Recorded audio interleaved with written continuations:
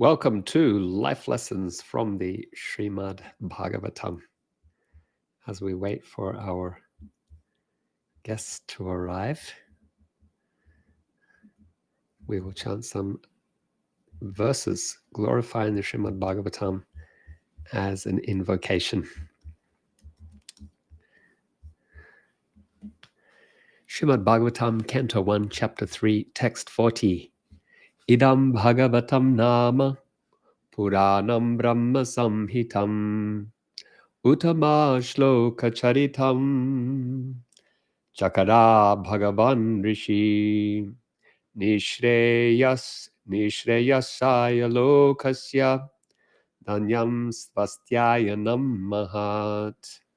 This Srimad Bhagavatam is the literary incarnation of God, and it is compiled by Srila Vyasadeva, the incarnation of God. It is meant for the ultimate good of all people, and it is all successful, all blissful, and all perfect. Taridam grahayamasa sutam atmatvatam badam sarvabeditaha shanam sharam samudritam. Srila Vyasadeva delivered it to his son, who is the most respected among the self-realized, after extracting the cream of all Vedic literatures and the histories of the universe. Srimad Bhagavatam 1.3.42. Satu samshravayamasa maharajam parikshitam prayopavasitam gangayam paritam paramarshibi. Sukadeva Goswami, the son of Vyasadeva, in his turn delivered the Bhagavatam to the great emperor Parikshit, who sat surrounded by sages on the bank of the Ganges, awaiting death without taking food or drink. Wonderful verses. 1.3.43. We'll chant one more. Krishne svadama pagate dharma janari bisaha kalo nastadrisham mesha puranarka danudita. This Bhagavata Purana is as brilliant as the sun, and it has arisen just after the departure of Lord Krishna to his own abode, accompanied by religion, knowledge, etc. Persons who have lost their vision due to the dense darkness of ignorance in the age of Kali shall get light from this Purana. Welcome everyone to Life Lessons from the Srimad Bhagavatam, where each week, twice a week, we discuss a section of the Bhagavatam and consider lessons that we can apply in life. That's on Mondays and Wednesdays, 3 p.m. Eastern Standard Time in the US. And however that translates in your respective time zones. We have with us Shama Manjari, joining from South Africa. Shama Manjari says, Radhe, Radhe, Sri Prahlad Prabhuji, and all assembled devotees. That's nice. In Vrindavan, people greet one another by saying, Radhe, Radhe, because Krishna likes to hear Srimati Radharani's name chanted.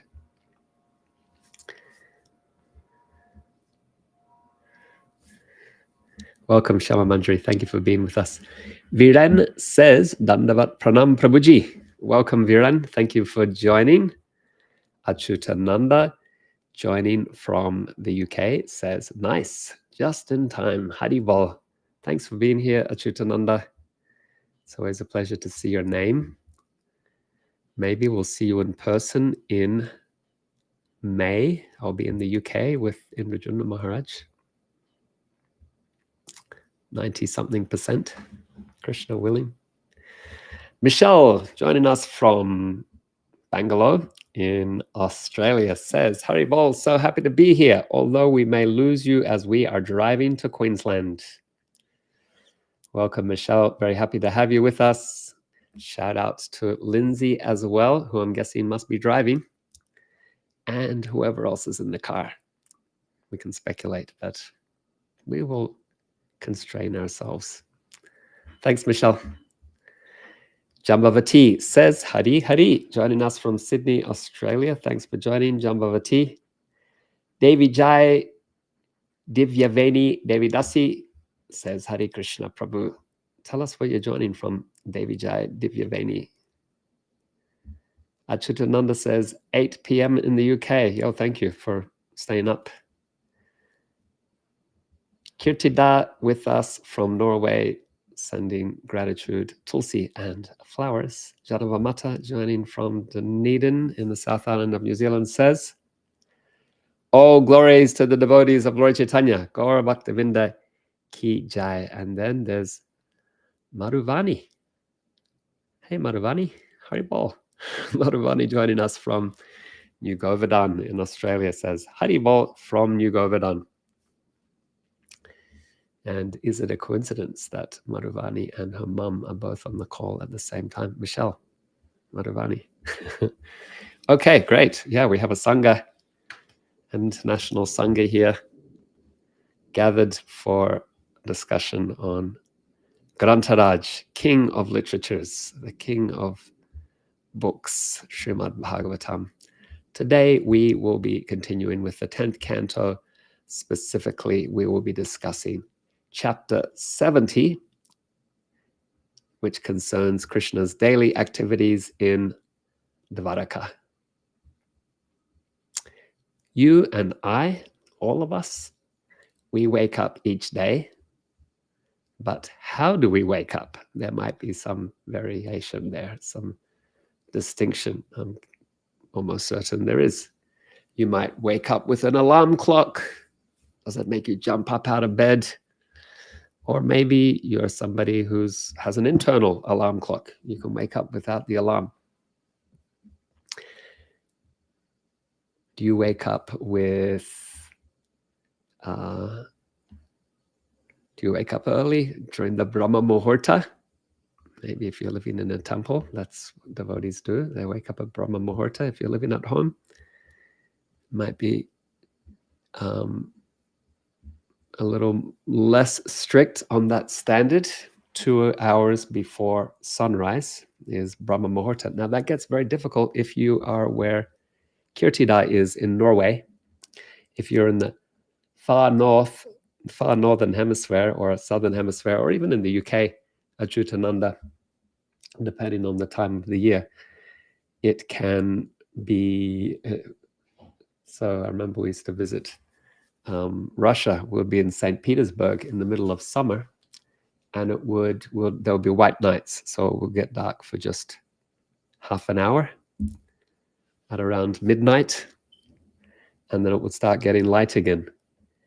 And yeah, so and then in the winter it's the opposite. It stays dark much of the time. You only get a very short amount of sunlight. And so how do you calculate Brahma Muhurta in a situation like that? Might not be very practical. What's the first thing you do when you get out of bed? How long does it take you from the time you wake up to the time you leave your residence? Is it a mad rush out the door? Or do you have some time for some quiet contemplation for some sadhana before you head out to face your day? Today we're going to learn about how Krishna wakes up each morning in Dvaraka. We will hear about his morning rituals and how he goes out each day to, we can say, to work. He goes to the Sudharmā assembly hall for state affairs. So once again, we're discussing Srimad Bhagavatam, Canto 10, Chapter 70. We're not going to discuss the entire chapter today, just the first half, verses 1 through to 21. Om Namo Bhagavate Vasudevaya. Om Namo Bhagavate Vasudevaya. Om Namo Bhagavate Vasudevaya. We are going to discuss this chapter, or this section of the first half of the chapter, under 3 headings. First, waking up and disturbance of separation, verses 1 to 3. Second, morning rituals, verses 4 to 13. And 3, presence in the assembly hall, verses 14 to 21. So our first section, waking up and disturbance of separation, verses 1 to 3. Maybe you feel a little disturbed when you wake up in the morning, still tired, want to sleep. Well, in Dvaraka, not Krishna, but his wives, they feel disturbed when the time comes to wake up, for Krishna to wake up. But it is a transcendental annoyance, transcendental disturbance. Sukadeva Goswami describes Krishna waking up very beautifully. He says, the bees, they buzz, caused by the breeze carrying the fragrance of the parijata flowers in the garden. So, and the bees, if you have smelt a parijata flower, it is incredible, intoxicating.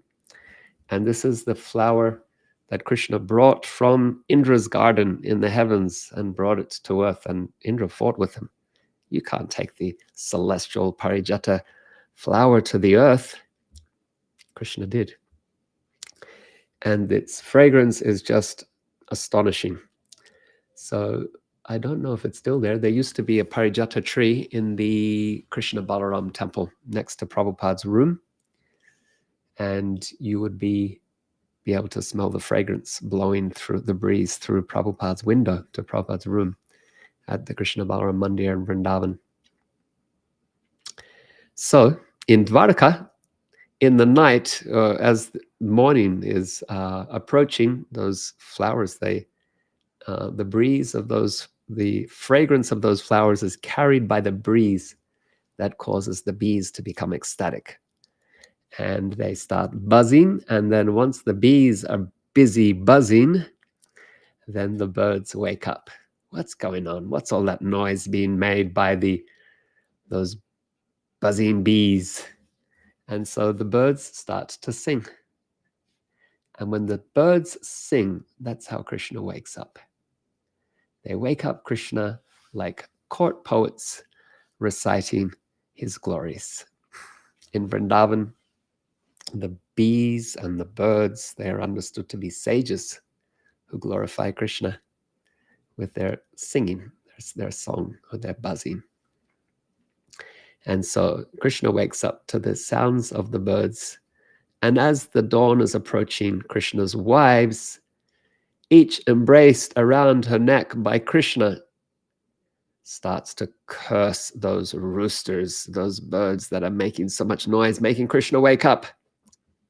They are disturbed that now they will be separated from their beloved Krishna. Lying in her beloved's arm, Queen Rukmini is specifically mentioned. She didn't like this most auspicious hour. Generally, Brahma Muhurta is considered most auspicious. Rukmini doesn't like it because it means that she will lose Krishna's embrace.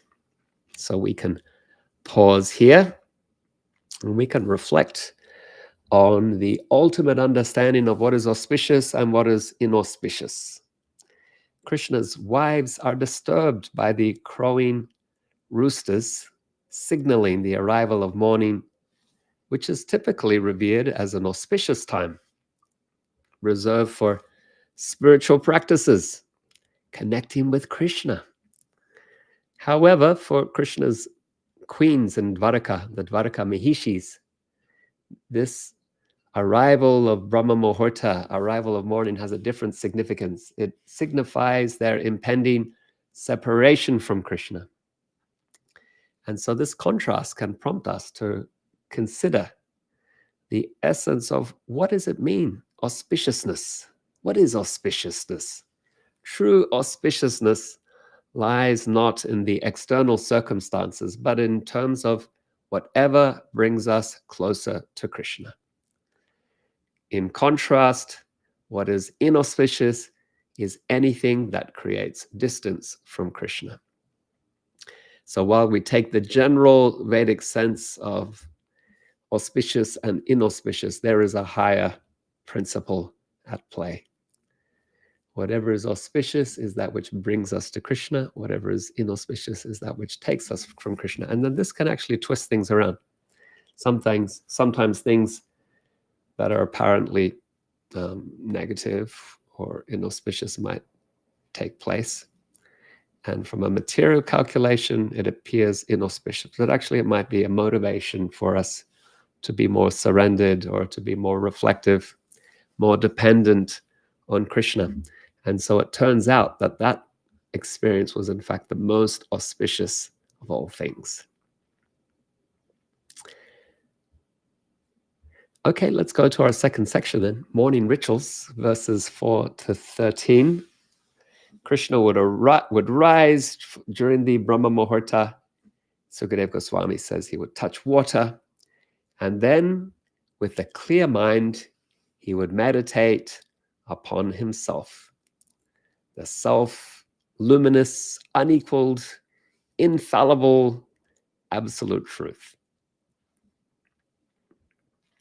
Then he would take bath in sanctified water, dress himself with upper and lower garments, and perform all different types of rituals, beginning with a fire yajna and the silent chanting of the sacred Gayatri mantra. Krishna would also worship the rising sun. He would make offerings to the sages and the forefathers and the demigods, who are all his expansions. And then he would also honor his elders and the brahmanas. He would give them gifts of charity to those brahmanas, cows that were dressed in fine cloth and decorated with jewels.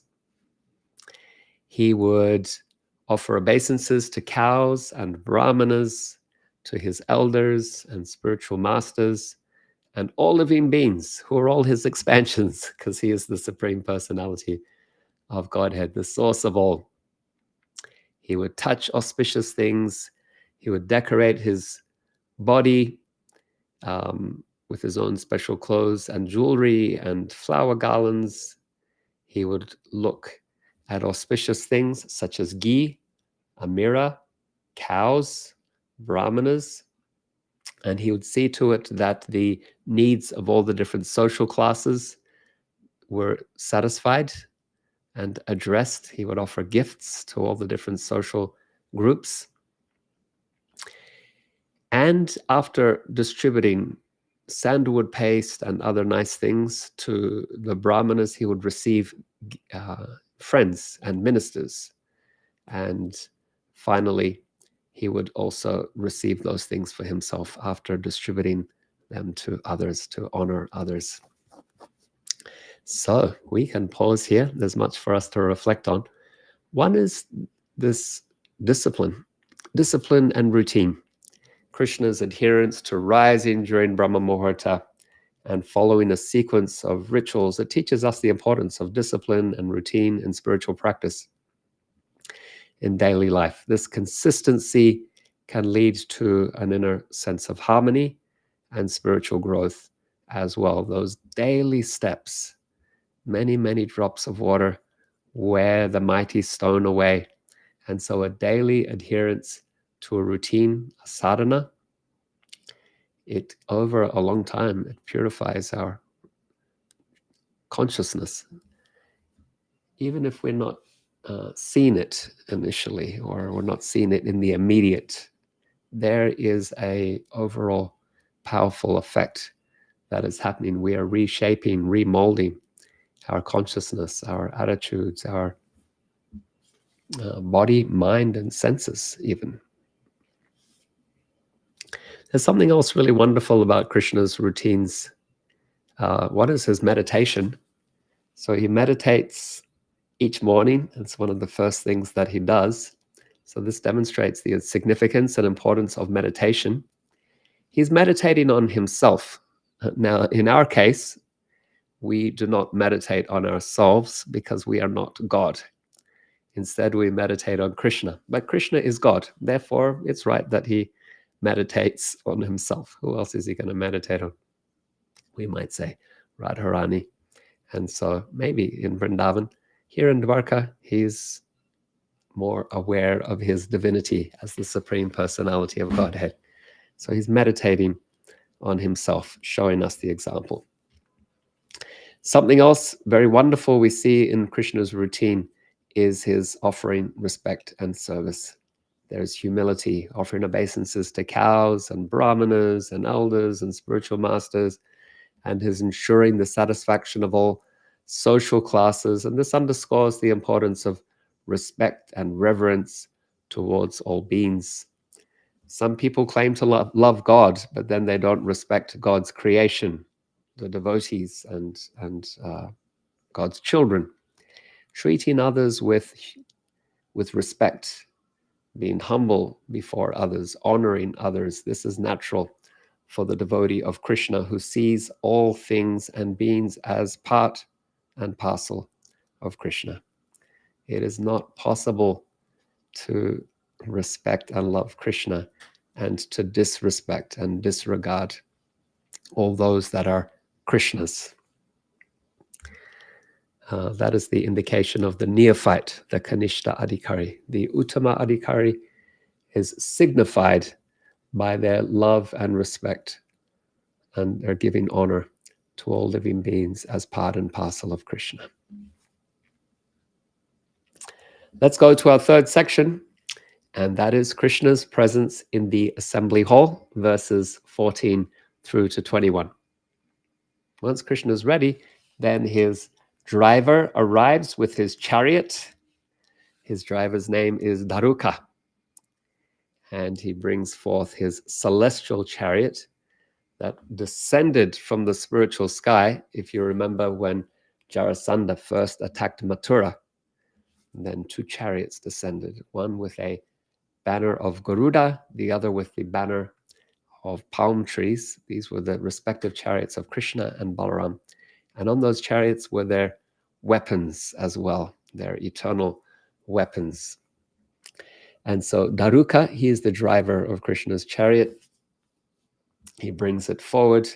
It's yoked with the same horses that also descended with the chariot, headed by Sugriva and Megapushpa and Balahaka. And I got 3 of 4. One of them slipping my mind. The charioteer Dvaraka, he bows to Krishna and then he stands before him, and Krishna holds Dvaraka's hands and uses his support to mount the chariot. And he travels along with Uddhava, his minister and advisor and cousin and friend, as well as Satyaki. And then as Krishna's driving away or leaving the palace, the queens, they're looking at him with shy, loving glances. And so that makes it more difficult for Krishna to leave. He gets free only with some difficulty. It's hard to leave. There's some feeling in the heart. You don't want to leave. You want to stay with your loving family. But he leaves because he has duties to perform. With a smiling face that captivates the minds and hearts of his queens, he sets off to the Sudharmā assembly hall, which is attended by all the Yadus and Vrishnis.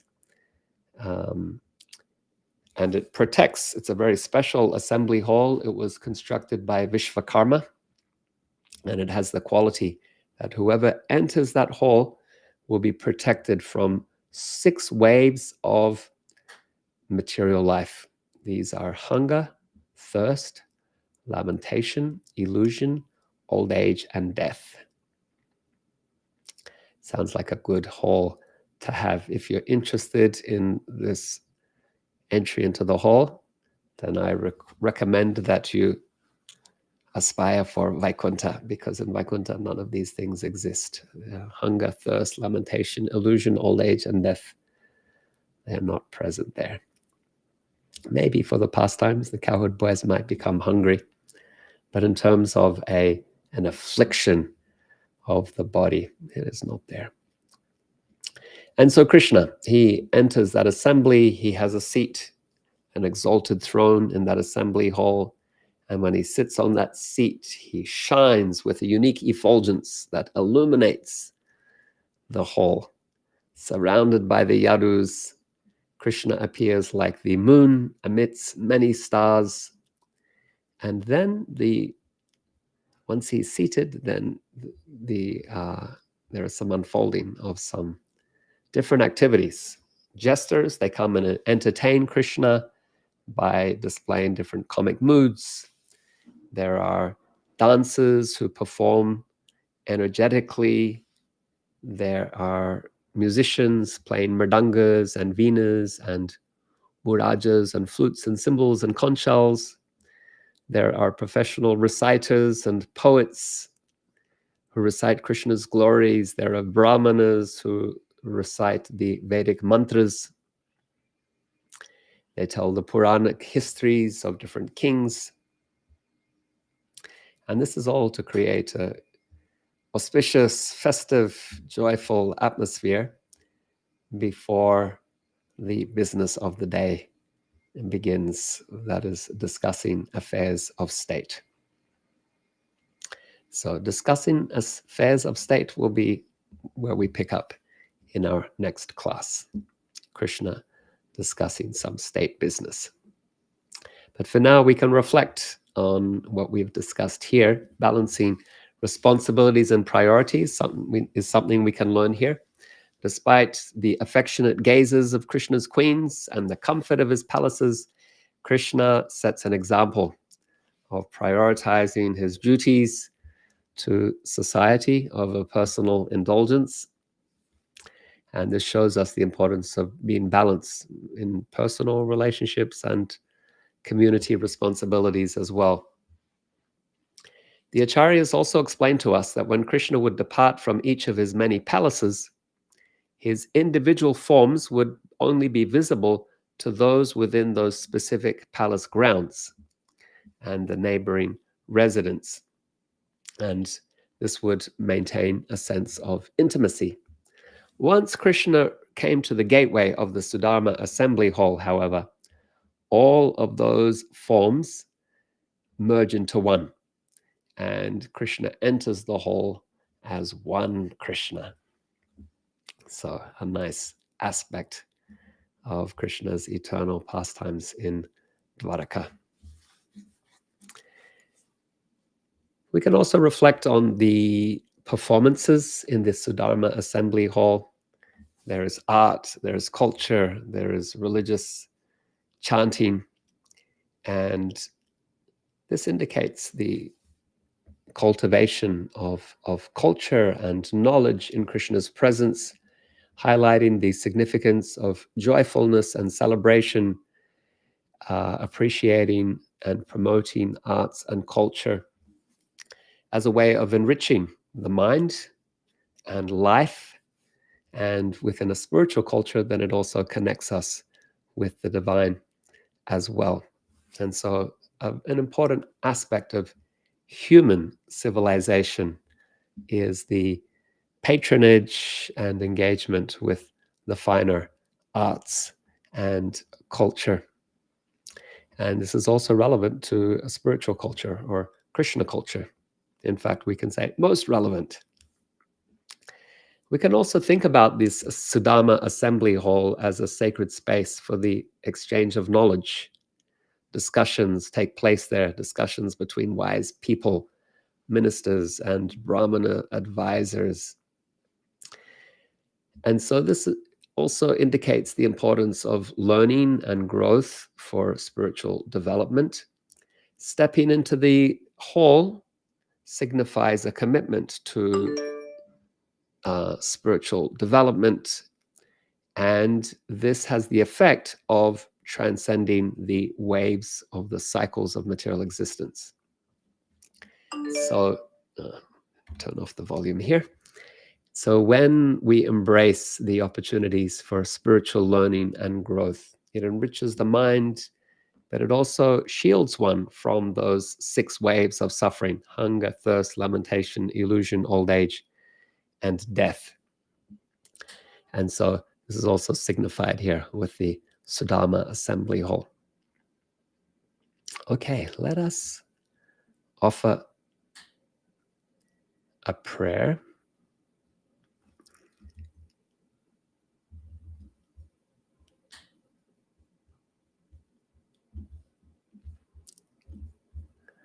Let's see here.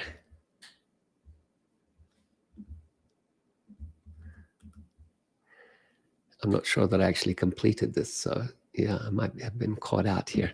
Let's try. Beloved Krishna, in the tender light of dawn in Dvaraka, we approach you for your guidance as we traverse the path of existence. Like the buzzing bees stirred by the fragrance of the Parijata garden, may our hearts be awakened by your presence, ever vibrant and eternal. As you rise during the Brahma Muhurta, meditating upon yourself, the supreme truth, we pray for the discipline and devotion that you embodied, that we may tread the path of righteousness and unwavering resolve. In your sacred rituals, where reverence meets action, we find the essence of service and humility. May we, like you, bow before all beings, recognizing the divine presence that resides within each living entity. In the halls of Sudharmā, where knowledge flows like the sacred rivers, we seek your presence, O Krishna, as the embodiment of wisdom and spiritual understanding. Grant us the strength to embrace the richness of spiritual culture and art, celebrating the joy of service in your divine presence.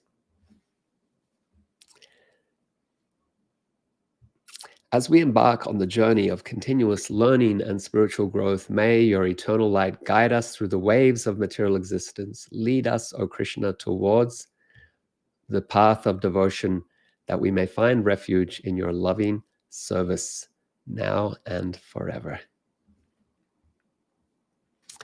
So let me acknowledge some of you who arrived as I started speaking. And in the meantime, if you have any questions or reflections, please do put them in the chat so we can further churn the nectar of Srimad Bhagavatam. Nikunja joins us from Auckland, New Zealand. Nikunja says, Hare Krishna Prabhu. Thank you for being here, Nikunja. Shama Manjari is with us from South Africa. We have Madeira joining us from South America. Thank you so much for being here. Janaki is with us from Hungary. Thank you for joining, Janaki. It's an honor to have you with us.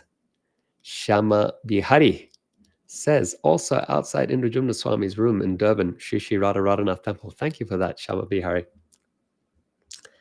So Shama Bihari is referencing there the Parijata tree.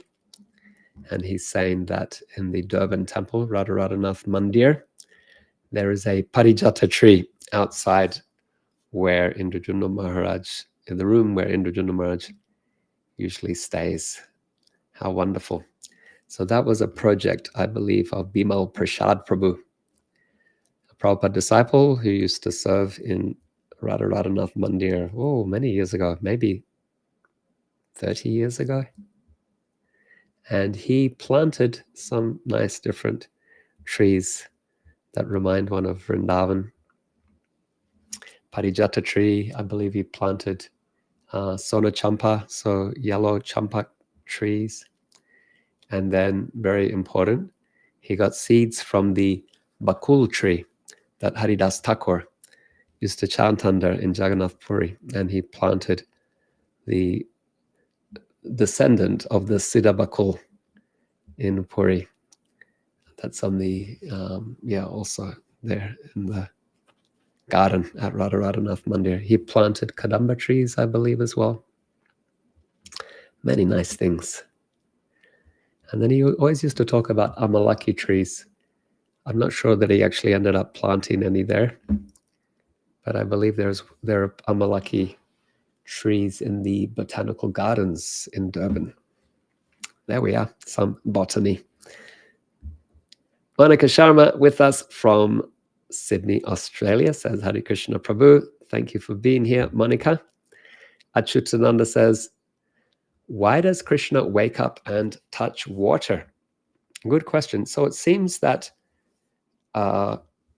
Krishna's meditation was before taking bath. And so he's touching water for purification. Yes, Krishna is the supreme pure. He doesn't need to be purified, but he's acting out a role. Just like we see he's washing the feet of brahmanas and sprinkling on his head for purification. He doesn't need to be purified. The water that washes his feet is Ganges, and it purifies any place that it flows. But Krishna does these things also to show the example. Yeah, thanks for that question, Achutananda. A nice comment here as well. Mega Pushpa, cloud of flowers. What an awesome name for a horse. I agree. Yeah. Cloud of flowers. Beautiful.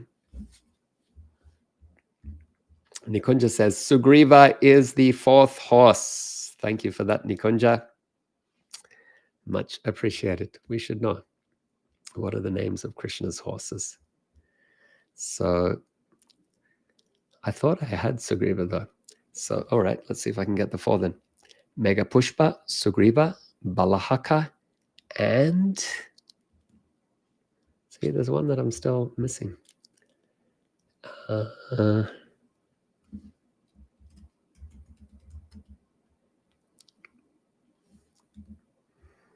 Yeah, I don't know. What if you're going to help me? Mega Pushpa, Balahaka. Oh, Manigriva. Okay, we got four. Yeah, thank you. Thank you, Nikunja. Manigriva. Goranitai says, Hare Krishna, joining us from Ukraine. Everyone, please keep your Ukrainian God brothers and God sisters in your prayers, serving under very difficult conditions. So please don't forget them. Keep them in your prayers. Gornitai comes and he reminds us each time that we need to remember these devotees. We pray for everyone's well-being. Particularly, we are concerned for the well-being of Vaishnavas. So yes, do keep these devotees in mind. Alice says, looks much better. Now you are using StreamYard and using proper microphones, etc. These things make a huge difference to the quality. Thank you, Alice. That's helpful feedback. Good to hear. Thank you so much. I appreciate that feedback. What am I using? I'm using Restream. Any advice, I'm grateful. Not entirely competent using these things, but thank you. I do appreciate your feedback. Jambavati says, thank you for the wonderful class and lovely prayer. Thank you, Jambavati, for your appreciation. Kirtida says, thank you for the beautiful class. Thank you, Kirtida. I'm grateful for your presence always. Janaki says, I'm grateful for being able to be here and getting drops of nectar, getting the drops of nectar. Thank you, Janaki. I know, yeah, it's difficult. It's not always easy, but I'm grateful that you could make it. Thanks for joining. John says, I'm 20 years younger. My birthday is today. Happy birthday, John. We're very happy for you. We ask all the devotees to say a prayer for you on this day. And may Krishna bless you with an awakening of pure devotion, pure bhakti. John Ross. So we got lots of Rosses here today.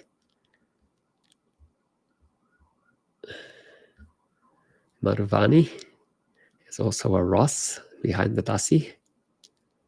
And then Michelle, if she's still online, was driving, so I'm not sure that the connection would maintain. Thanks for joining, John. Grateful to have you here, and happy birthday. Wish you a wonderful day. I know it's still morning, so there's a day of celebration ahead for you. Nikunja says, thank you, Prabhu. I was just reading yesterday Bhagavad Gita 10, Srila Prabhupada saying that nothing is auspicious in the material world and everything is inauspicious, and the material nature itself is inauspicious. Only our activities and service to Krishna is auspicious. So yeah, good. Krishnadas Kaviraj Goswami, he says something to the effect of what is auspicious and what is inauspicious. In this material world, pretty much everything that is not being connected to Krishna or not understood to be connected to Krishna is inauspicious, and conversely, only that which is connecting us with Krishna is auspicious. Otherwise, great wealth, we might from a material perspective think that it is very auspicious. But Kaviraj Goswami is saying, don't be so quick. It might be a distraction that causes you to forget Krishna. Therefore, for the soul, it is not auspicious. For your body and your mind, you may think it to be so. And the Vedic literatures might describe it as such. But from a deeper spiritual perspective, it's that which brings you to Krishna that is auspicious, and that which distracts you from him or causes you to forget him is inauspicious. Nikunja says, Shaibya. Okay, so what were the four that I had then? I said Mega Pushpa, Balahaka, Sugriva, Manigriva, and now we have a fifth, Shaibya. Okay, so yes, we have to follow up on this. Thank you, Nikunja. Madhuvani says, I once heard in another class that the spiritual world is very organized. Krishna does certain activities at certain times every day, but then I assume Krishna is also spontaneous. Is this correct? Thank you for the class. Good question, Madhuvani. So Krishna is the fully independent autocrat. He can do whatever he likes, whenever he likes. He is the ultimate autocrat. At the same time, there is a routine of pastimes that we meditate upon. So that's called Astakaila Lila Smarana, remembering Krishna's pastimes at 8 different periods of the day. It's an advanced sadhana, generally not recommended for neophyte devotees, but even our temple program. So you're serving in Govardhan, and Radha Govardhana Dari are offered 7 artiks and 7 offerings a day. And this corresponds to the Astakaila Lila. The 8th that's missing there would be the midnight. There is no midnight offering. Radha Govardhana Dari are put to rest, and they engage in their nocturnal pastimes, and pujaris don't come and make an offering at midnight. But otherwise, 7 artiks, 7 offerings corresponds to this 8-fold daily pastime. And so you can meditate on, particularly if you're around the temple and those 7 artiks are taking place, then you can see what are the corresponding pastimes that take place for these 7 periods or 8 periods. In a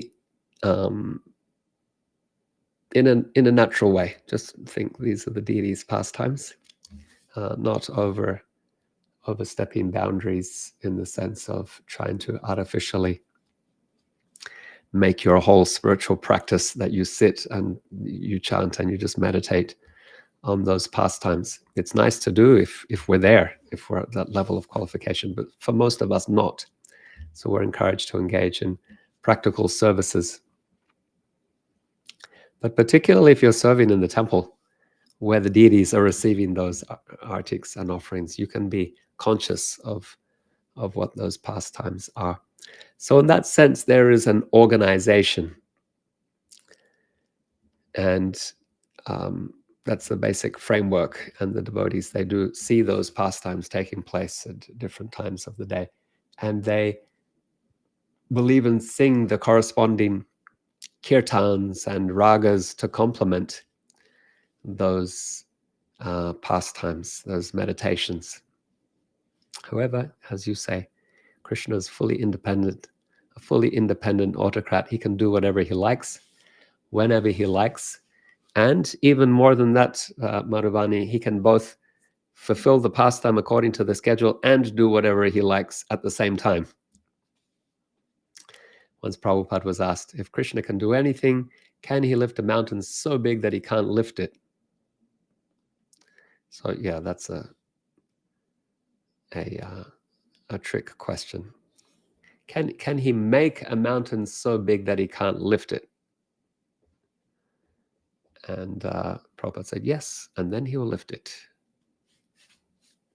So Krishna defies all limitations. He can appear from a stone pillar, and he can appear in the form of a half man, half lion. He can do absolutely anything. Shama Manjari says, my Prabhu Krishna Premdas and I went to Rajmandri, the ISKCON temple on the bank of the Godavari river, have abundance of parijata trees. So we went to the nursery there and bought a tiny tree and brought it home to South Africa. It's a big tree now. Get flowers, lots of flowers once a year. It's 13 years now. Amazing. That's so wonderful. You are very fortunate. And Rajmandri.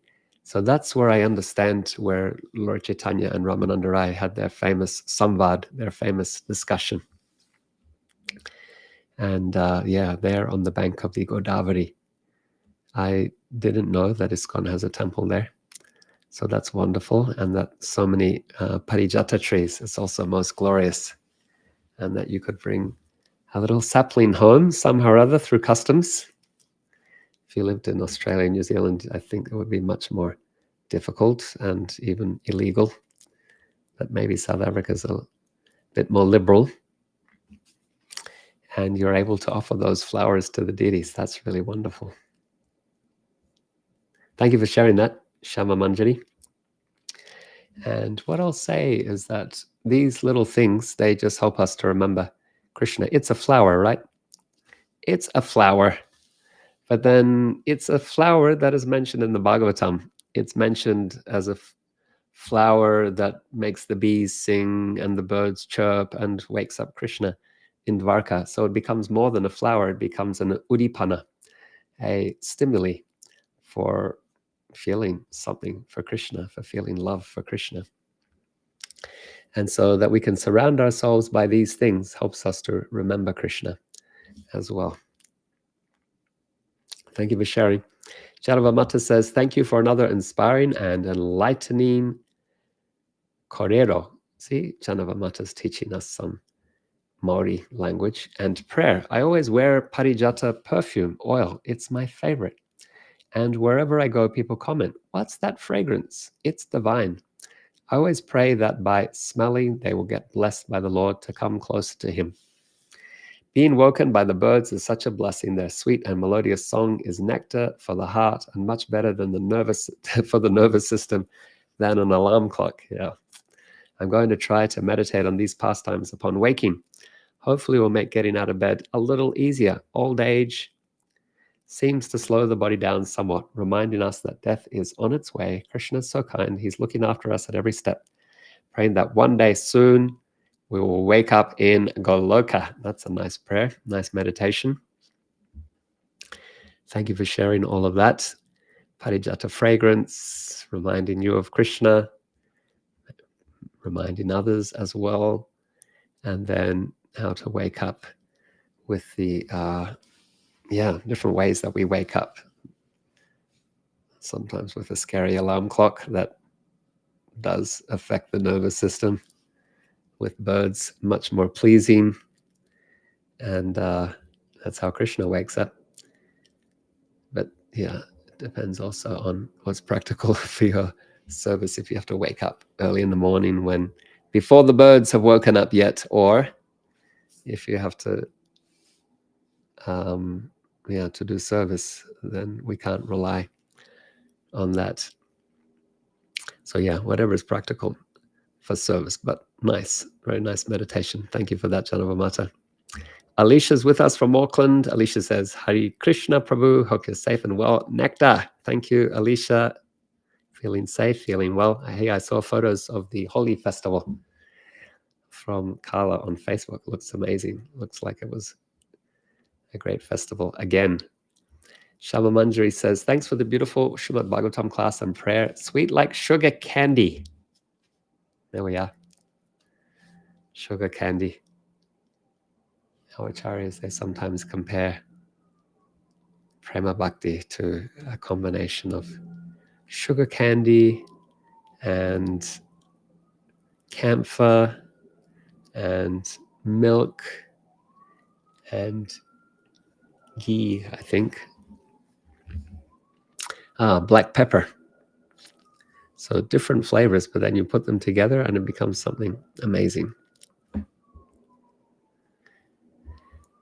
Viren says, Hare Krishna Prabhuji, on an off-track question, we know that there are 4 bona fide Vaishnava sampradayas predominantly worshipping Krishna or Vishnu. Are there different sampradayas who are bona fide worshippers of Lord Ram, like Ramcharita Manas, Surdas, Mirabai? They belong to which sampradaya? Good question, Viren.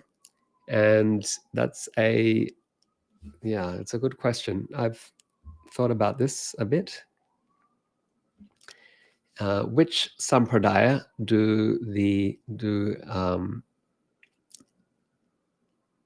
so who's the author of Ramcharitamanas? Tulsidas. And then you've mentioned Surdas and Mirabai. There was a northern sampradaya called, it's connected to Ramanuja, Ramanandi.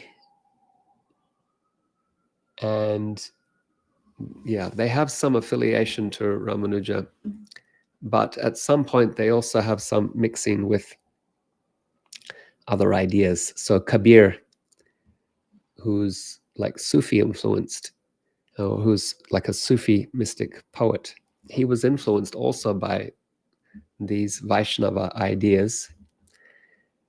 But it's not quite clear. There seems to be some, I'm not speaking about Surdas. Surdas is a different question, but some of these others, I mean, Mira's poems are amazing. But some of these poets from that area, I think they were around Kashi, there is like a mix of impersonalism there, but I don't know how much it was. Like, for example, Mirabai, her poems are amazing, and there's a poem that she is said to have written glorifying Lord Chaitanya as well. But when you read her biography, it says that in the end she merged into Dwarkadish. And so you wonder, was that her prayojan to merge with the Lord? I wouldn't expect so from her poems. Her poems are she's very much in a mood of loving service and conjugal affection. But maybe her followers misunderstood her, possibly. Surdas, he's generally equated with the Vallabh Sampradaya, which is the Rudra Sampradaya. I believe he was before Vallabhacharya, but they have co-opted him or adopted him, and they understand him to be in that Rudra Sampradaya. Yeah. So not an entirely clear response for you, because it's not entirely clear to me which of the 4 sampradayas some of those poets are affiliated with. And because of that, there sometimes appears, at least among their followers, to be some impersonalist type ideas as well, mixed with the bhakti that is expressed. Thank you for the question, Viren. Hopefully that helped clarify things a little bit for you. Shama Manjari says, replying to John Ross, happy birthday, Prabhuji. Madhuvani says, thank you, Sri Prahlad. My pleasure, Madhuvani. You're most welcome. And then Janavamata says, the great thing about modern technology is our alarms can be any sound. So we can get Krishna's flute, birds, kirtan, anything the heart desires, much better than a jackhammer. Jeev Jago, Gaura Chandravali. That's a nice tip for all of us, Janavamata. Thank you. So we can record Vrindavan birds and make that our alarm clock so that we also get woken up by hearing the birds singing Krishna's glories. What a great idea. Or we can have Bhaktivinoda Thakur's song play. Jeev Jago, Gaura Chandravale. Wake up, sleeping soul. Great tip there, Janavamata. Thank you very much. Viren says, thank you, Prabhuji. May you all be well and healthy. May you have a deepening of taste for chanting Krishna's holy name with attention. May you deepen in your appreciation and attraction for hearing, discussing, remembering Krishna Katha as revealed in the Srimad Bhagavatam. May you deepen in your appreciation of Sri Vigraha, the deity, of Sri Dham, the place of Krishna's pastimes. May you deepen in your appreciation of Vaishnavas and seek every opportunity to serve Vaishnavas and to express your appreciation and love for Vaishnavas. And with these sincere practices, may your heart soften with compassion that moves you to share the treasures of bhakti with others. And thereby expressing also some gratitude to Prabhupada for the mercy that we've received in being part of his great movement. Grantaraj Srimad Bhagavatam ki jai, Srila Prabhupada ki jai, Samaveta Bhakta Vrinda ki jai, Nitai Gaur Premanandi, Hari Hari Bol.